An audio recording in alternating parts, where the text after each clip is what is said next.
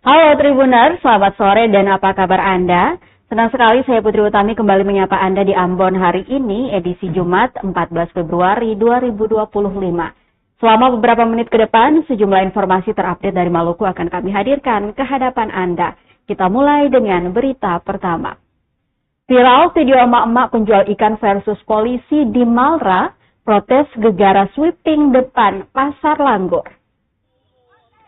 Belum lama ini media sosial sedang diramaikan dengan video protes puluhan emak-emak yang diketahui sebagai pedagang ikan di Pasar Langgur, Kabupaten Maluku Tenggara atau Malra. Aksi protes emak-emak pedagang ikan tersebut terhadap petugas kepolisian diduga lantaran merasa keberatan karena aktivitas dagangan mereka harus terhambat dengan giat sweeping atau razia yang digelar Polres Malra.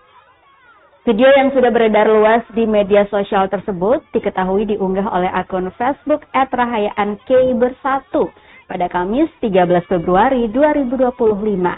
Video yang sudah ditonton hingga 34,7 ribu kali tayangan tersebut seketika menjadi viral karena kocak dan baru pernah terjadi. Dalam tayangan video berdurasi 5 menit diberi caption "Ras terkuat di muka bumi mengamuk" diselingi emoji tertawa. Terlihat lokasi kejadian ramai dengan puluhan emak-emak yang membawa ember berisi ikan. Sementara belasan pedagang ikan nekat membawa dagangan dan menjual pas di depan area pasar sebagai bentuk protes. Lewat mediasi yang cukup alot, aparat kepolisian kemudian mengalah dan memilih untuk menggeser area sweeping. Kolom komentar unggahan pun dipenuhi dukungan beragam komentar. Namun, dukungan bagi pedagang juga mengalir dari akun Sarah Rumah Lewang Ren Rusun yang mengatakan, "Keren, kira-kira kalau Pak Polisi berdiri di situ, maka sing ada yang akan berani maju. Otomatis ikan sing laku. Jamblok ibu-ibu, dong cerdas." Hingga berita ini diterbitkan, unggahan tersebut telah mendapatkan 250 like dan 150 kali dibagikan. Ditonton sebanyak 34,7 ribu kali.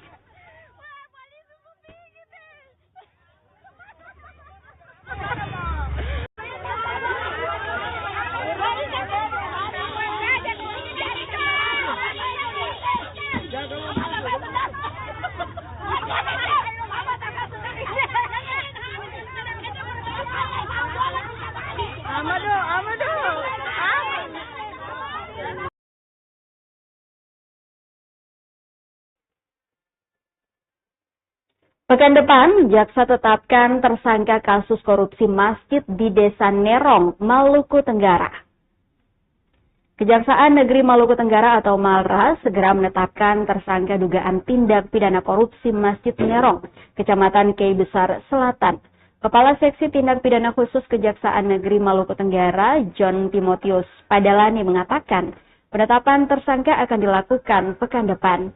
Asalnya, pihaknya bersama Inspektorat Malra baru saja menggelar ekspos kasus tersebut dan telah menyetujui nilai kerugian akibat penyalahgunaan dana hibah.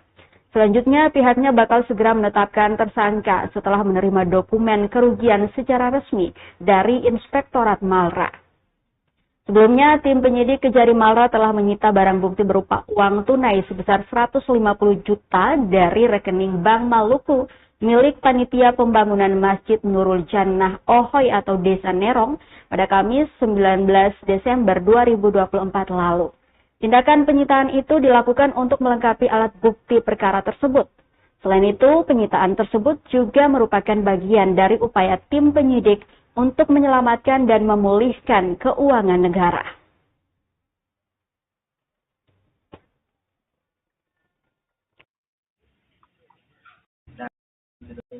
Bersama inspektur sudah mengikuti kerugiannya, tapi secara resmi dari inspektorat masih menyusun lagi, mungkin paling lambat minggu depan hasilnya sudah ada dan akan secepatnya dilakukan penetapan tersangka. Jadi belum ditetapkan ini ya tersangka sama yang pasti kerugiannya sudah kami sudah menyetujui kerugiannya, tapi secara etika kami belum bisa meletakkannya karena belum ada secara resmi dari Apit menyerahkan setiap kami. Jadi kalau etika sudah ada, setelah itu kami akan memberitahukan kepada media sekaligus penetapan tersangka akan dilakukan secepatnya. Jadi minggu depan ini paling lambat minggu depan karena minggu ini kami ada kegiatan inspeksi dari pengawasan juga, jadi belum sempat. Tapi kemarin dari APIP sendiri mereka sudah menyetujui paling lambat minggu depan menyerahkan hasilnya. Secepatnya juga kami sudah menetapkan tersangkanya. Kisaran kerugiannya berapa, Pak? Kisarannya kurang lebih di atas 500-an. Dari tersangkanya kira-kira dari unsur kemana-mana sih biar ada gambaran. Kalau tersangkanya kami juga belum bisa secara gamblang menyatakan, tapi kembali lagi ke orang-orang yang berkaitan langsung dengan kepanitiaan. Jadi orang Dari unsur pemerintah daerah tidak. Kalau untuk unsur pemerintah daerah kan belum sampai di situ, kami masih.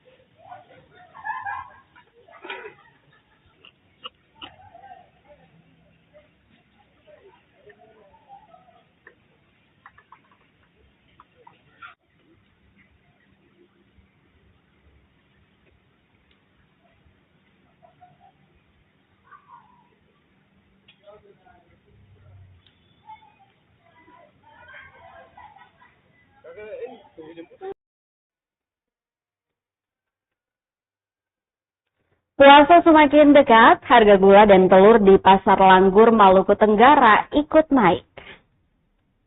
Menjelang bulan suci Ramadan 2025, harga bahan pokok di Pasar Langgur, Kabupaten Maluku Tenggara terpantau alami kenaikan tipis. Misalnya pada gula jenis KBA per karung 50 kilo dibanderol 900.000, naik dari harga sebelumnya 800.000 per karung. Namun untuk harga jual masih tetap di angka 20.000 per kilo. Sedangkan untuk telur ayam produksi Sulawesi kini dijual 75.000, naik tipis dari harga sebelumnya 70.000 per rak. Telur ayam lokal produksi Desa Ngadi, Kecamatan Dulah Selatan masih bertengger di angka 65.000 per rak. Sementara untuk minyak goreng yang rentan kenaikan harga masih dihargai dengan 18.000 per liter untuk jenis kita. Sedangkan Sania dan Bimoli kompak di angka Rp23.000. Beras Menara Kembar naik tipis dari harga 250.000 per karung jadi 290 per karung 17 kilo. Sedangkan beras merek Piala dan Kelinci dihargai 15.000 per karung 50 kilo, kompak naik di angka 230.000. Beras Mawar KW dihargai 15.000 per kilo, per karung ukuran 17 kilo 250.000. Menurutnya, kenaikan harga sudah terjadi sejak 1 pekan lalu. Meskipun begitu, ia mengatakan dampaknya terhadap daya beli masyarakat belum terlalu terasa.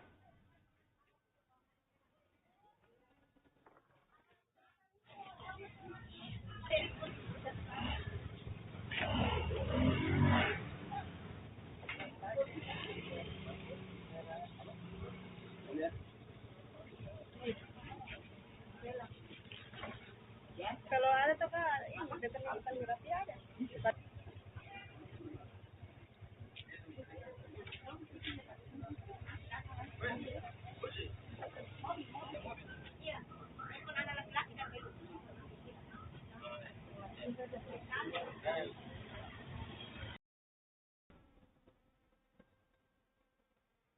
Terdapat 881 lubang jalan di jalur Transeram Pirit Masohi antara mulus dan berbahaya. Jalan Transeram Pirit Masohi merupakan satu-satunya jalur darat yang menghubungkan Kabupaten Seram bagian barat dan Kabupaten Maluku Tengah. Jalur Transeram ini menjadi sorotan karena kondisinya yang bervariasi. Meski terlihat mulus di beberapa bagian, jalan sepanjang 135 km ini menyimpan ratusan titik kerusakan yang membahayakan pengendara. Jalan yang membentang dari dermaga Feri Waipirit hingga Kota Masohi ini memiliki 93 jembatan penghubung antar sungai kecil maupun besar. Kondisi jembatan-jembatan ini sebagian besar baik, dengan hanya satu jembatan di Kecamatan Kairatu yang masih dalam proses pengaspalan. Namun, di balik mulusnya jalan, terdapat total 881 lubang jalan yang tersebar di sepanjang jalur. Dari jumlah tersebut, 527 lubang dikategorikan sebagai lubang kecil dengan diameter kurang dari 50 cm dan kedalaman kurang dari 5 cm. Sisanya 354 lubang termasuk kategori lubang besar dengan diameter lebih dari 50 cm dan kedalaman lebih dari 5 cm. Kondisi jalan yang rusak ini tentu sangat berbahaya bagi pengendara roda 2, terutama pada malam hari karena minimnya lampu penerangan jalan. Bahkan salah satu lubang jalan ditandai warga menggunakan batang pisang sebagai peringatan bagi pengguna jalan. Selain itu, salah satu titik kerusakan terparah berada di negeri Kamarian, Kabupaten Seram, bagian barat.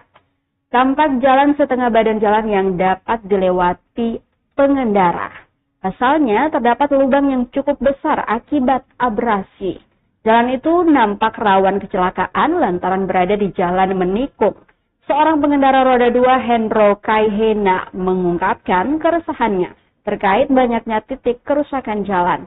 Ia mengimbau kepada para pengendara motor untuk berhati-hati, terutama bagi yang belum terbiasa melintas di jalur ini. Kerusakan jalan Trans Seramoy Pirit Masohi ini menjadi pengingat akan pentingnya infrastruktur yang baik bagi keselamatan dan kenyamanan masyarakat. Hendro berharap agar pemerintah segera memberikan perhatian terhadap kondisi jalan yang rusak ini serta memperbaiki fasilitas penerangan jalan yang tidak memadai.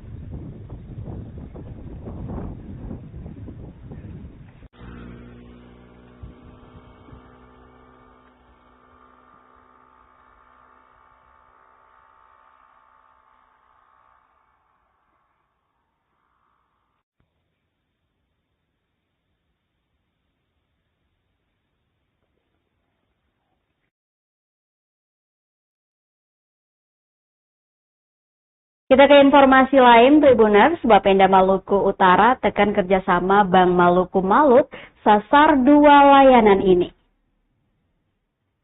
Badan Pendapatan Daerah atau Bapenda Provinsi Maluku Utara resmi menggelar penandatanganan kerjasama dengan Bank Maluku Maluku Utara, Kamis 13 Februari 2025. Langsung di Gedung Bank Maluku Malut lantai 4, kerjasama itu menyasar layanan pembayaran pajak kendaraan bermotor dan bea balik nama melalui jaringan dan layanan elektronik. Direktur Utama atau Dirut Bank Maluku Malut, Syahrisal Imbar mengaku layanan tersebut hadir untuk menjawab kebutuhan pemerintah dan nasabah. Menurutnya hal itu penting sebab perkembangan teknologi dewasa ini menuntut setiap instansi harus menyesuaikan kondisi tersebut. Lebih lanjut dijelaskan, selain memudahkan warga, kehadiran layanan tersebut juga bisa diakses kapan saja dalam waktu 24 jam. Pihaknya juga telah teruji melalui Otoritas Jasa Keuangan dan terbukti sehat. Sementara itu, Kepala Bapenda Provinsi Maluku Utara Zainab Alting mengaku dengan penandatanganan kerjasama itu pihaknya lebih mudah dalam proses transaksi.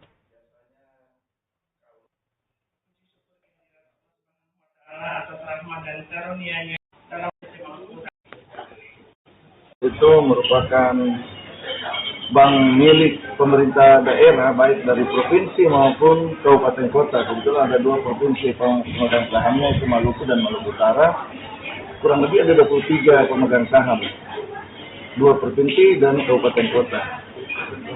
Sehingga tentu kami, tadi saya sudah sampaikan bahwa kami mengembangkan teknologi itu atas kebutuhan pemerintah atau kebutuhan nasabah perorangan maupun perusahaan. Dari sisi kebutuhan nasabah pemerintah ya tentu kita mendukung proses di Pemda sendiri pembayaran kontraktor, retribusi dan lain-lain, termasuk cash management sistemnya. Dan alhamdulillah memang di hampir semua daerah kami menjadi pemain utama untuk membantu digitalisasi maupun cashless society bagi pemerintah daerah, sehingga pelayanan makin cepat, kemudian kebocorannya jadi nggak ada karena uangnya nggak di. Kalau dulu kan pemungut pajak megang duit atau nyentuh itu bisa terjadi leaking atau ada tidak sampai ke kas daerah. Ini ya bisa cepat dan bisa dibayar dari channel mobile banking maupun di telepon. Jadi orang mau bayar pajak daerah itu cukup dari handphonenya juga udah bisa. Saya kira ini bentuk dukungan Bank Maluku Malut terhadap seluruh Pemda. Dan kita siap duplikasi di seluruh tempat. Ini ada pertanyaan lain?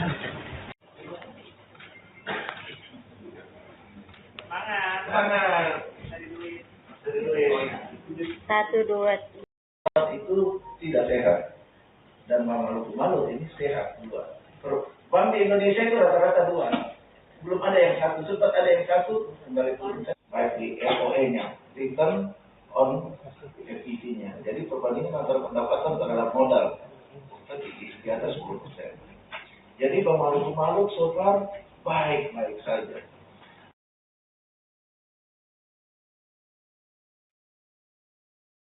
Kontingen PES Parawi Maluku Tengah komitmen kalahkan kabupaten kota lain.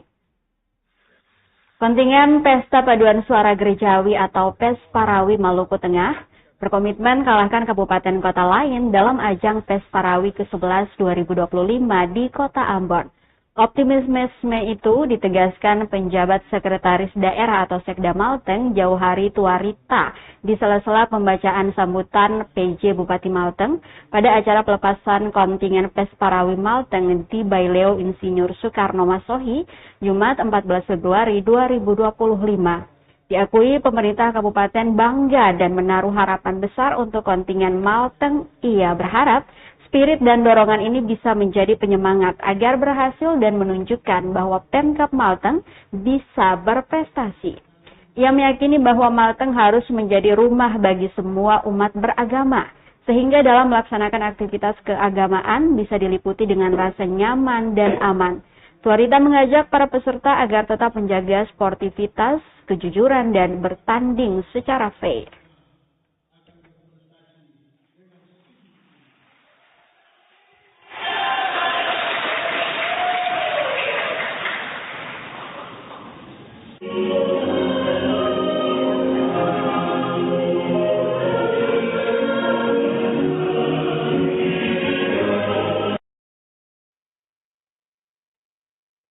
Universitas Indonesia bekali siswa SMA Kristen YPKPM Ambon pemahaman penggunaan AI. Sekolah Menengah Atas atau SMA Yayasan Persekolahan Kristen Protestan Maluku atau YPKPM Ambon menyelenggarakan sosialisasi terkait dengan kecerdasan buatan Artificial Intelligence atau AI. Acara ini diadakan bekerja sama dengan Universitas Indonesia atau UI. Langsung secara virtual yang dipandu dosen Universitas Indonesia Ahmad Ibrahim Badri, diikuti puluhan siswa di Lab Komputer SMA YPKPM Ambon, Kamis 13 Februari 2025. Dengan tema Beta Cerdas Digital, tidak kalah dengan Artificial Intelligence atau AI. Kepada tribunambon.com, Kepala Sekolah SMA Kristen YPKPM Ambon, Ela Turiu, menerangkan bahwa sosialisasi ini sangatlah penting di tengah-tengah pengembangan teknologi yang semakin pesat. Menurutnya, pemanfaatan teknologi AI bukanlah sesuatu yang perlu dihindari, melainkan harus dilihat sebagai peluang untuk mengembangkan kemampuan analitis dan digital yang bermartabat. Sosialisasi ini diikuti oleh siswa yang memiliki minat informatika, terutama yang tergabung dalam kelas digital. Dengan adanya program ini, mereka berharap para siswa dapat menguasai teknologi AI dengan cara yang positif dan bermartabat bagi masa depan mereka. Dalam presentasi, Ahmad Ibrahim Badri menerangkan terkait tantangan pekerjaan di masa depan dan bagaimana pekerjaan tumbuh dengan cepat karena keberadaan AI. Salah satunya Big Data Spesialis. Dirinya juga menegaskan kepada siswa bagaimana perlunya literasi digital untuk menghadapi perkembangan AI. Diketahui acara sosialisasi ini berlangsung sejak pukul 12.00 waktu Indonesia Timur hingga 14.00 waktu Indonesia Timur. Tentang cerdas digital tidak kalah dengan artificial intelligence. Kenapa kami melakukan hal ini? Yang pertama, Universitas Indonesia menawarkan kerjasama dengan kami, dan saya melihat bahwa perkembangan digital saat ini sangat pesat sekali, ya sangat luar biasa. Dan kalau kita mengambilnya secara negatif, itu kayaknya seperti keliru. Dan oleh karena itu, saya melihat bahwa kita perlu memberi pembekalan kepada anak-anak supaya mereka juga memiliki kemampuan ya untuk bisa menganalisa, kemampuan memanfaatkan digital ini pada hal-hal yang bermartabat ya, karena kita tidak bisa menghindar. Nah, apalagi saat ini pemanfaatan artificial intelligence itu sangat luar biasa. Nah, bagaimana anak-anak diedukasi supaya mereka bisa memanfaatkan yang kemajuan digital ini untuk hal-hal yang bermartabat. Ya, kami kemas dalam kami punya program unggulan di sekolah itu anak beta cerdas digital. Pelajaran apa saya ambil bahwa semakin banyak AI dulu, semakin banyak aktivitas manusia makin banyak. Artinya bahwa dengan perkembangan AI, kita sebagai manusia, sebagai pelajar juga pasti banyak ketergantungan kita. Mulai dalam penyusunan tugas lah, dalam karya tulis ilmiah dan lain-lain. Kita juga sebagai pelajar juga tidak mungkin untuk memisahkan diri dengan AI. Karena dengan pemikiran yang begitu cepat, AI dapat melampaui batas manusia. Padahal jika dipikir-pikir bahwa AI adalah sebuah robot saja. Tetapi dengan pemikiran itu, kita sebagai manusia juga harus mengetahui bahwa AI sudah sangat canggih. 2025 ini kita sebagai siswa juga jangan lupa untuk selalu belajar. Jangan lupa untuk selalu literasi. Kebanyakan kita belajar, kebanyakan baca-baca buku agar kedepannya ketika kita dalam penyusunan tugas, dalam penyusunan KTI, kita bisa kedepannya gak tergantung amat kepada AI. Dan saya juga sangat apresiasi dengan AI yang saat ini. Dengan perkembangan AI yang semakin meningkat, kami juga dapat mempermudah kita dalam pencarian tugas, dalam penyusunan KTI dan lain-lain. Ingin menghantar kami.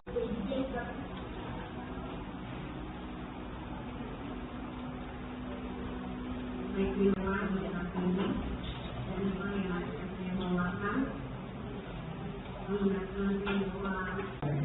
kemajuan kita yang baik punya kehidupan di sekolah, di masyarakat yang di mana kita ada, terlebih lagi untuk kemajuan bangsa dan negara.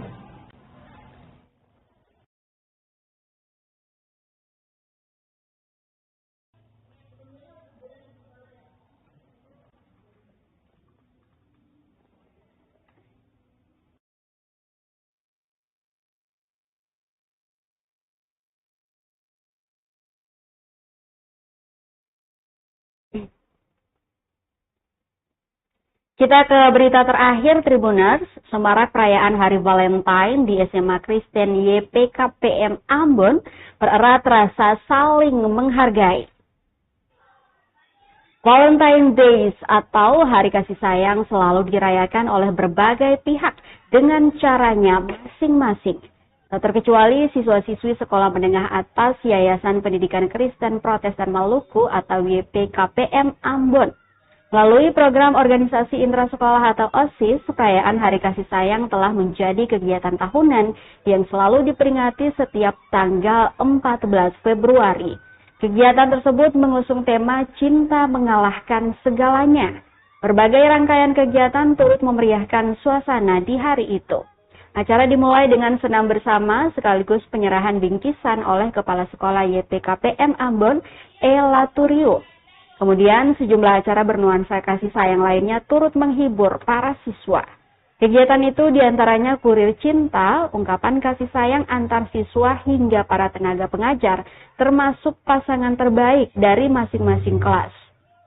Aturio mengaku kegiatan itu penting sebab mendukung masa pertumbuhan siswa, sekaligus keinginan mereka.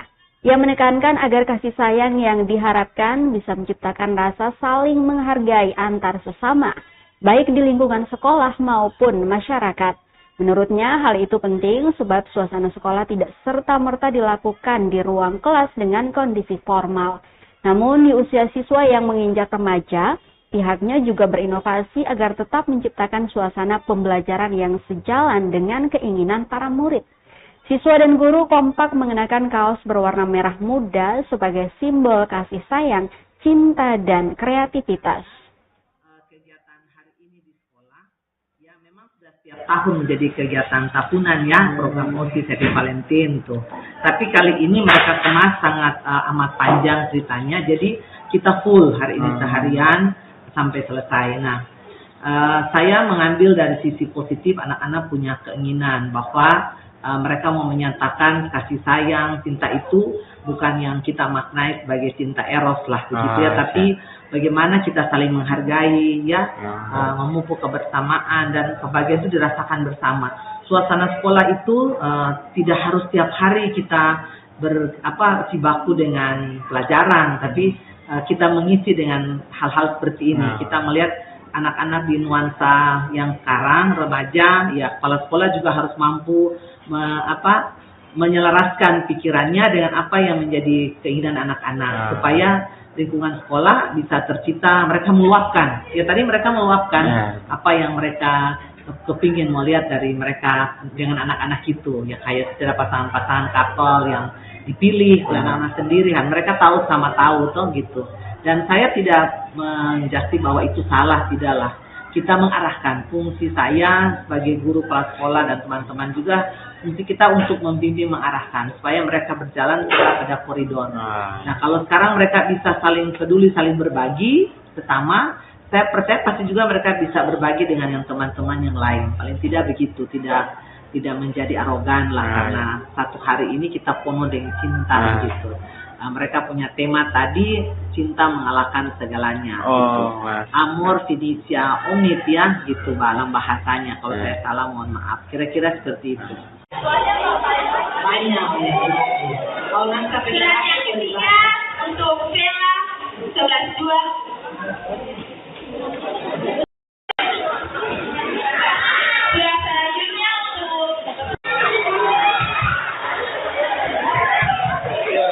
Sebelumnya kita mau minta terima kasih dari kawan-kawan saya kedua untuk jadi tampil dari angkatan 11.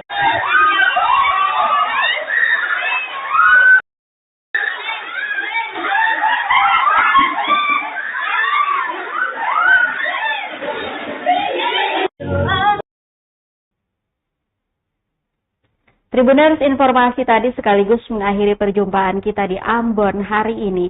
Saya Putri Utami mewakili seluruh kru yang bertugas mengucapkan terima kasih atas kebersamaan Anda. Selamat malam, sampai jumpa dan amata. Download Tribun X sekarang, menghadirkan lokal menjadi Indonesia.